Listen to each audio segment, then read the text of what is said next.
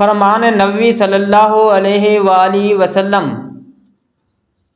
عبداللہ بن عمر رضی اللہ تعالی عنہما سے روایت کرتے ہیں کہ رسول صلی اللہ علیہ وآلہ وسلم نے فرمایا، 4 عادتیں جس کسی میں ہوں تو وہ خالص منافق ہے، اور جس کسی میں ان 4 میں سے ایک عادت ہو تو وہ بھی نفاق ہی ہے جب تک اسے نہ چھوڑ دے۔ وہ یہ ہیں: جب اسے امین بنایا جائے تو امانت میں خیانت کرے، اور بات کرتے وقت جھوٹ بولے، اور جب کسی سے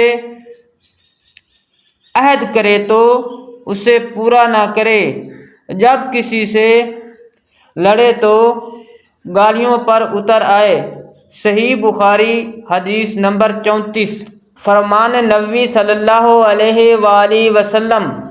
آپ صلی اللہ علیہ وآلہ وسلم نے فرمایا، منافق کی علامتیں 3 ہیں: جب بات کرے جھوٹ بولے، جب وعدہ کرے اس کے خلاف کرے، جب اس کو امین بنایا جائے تو خیانت کرے۔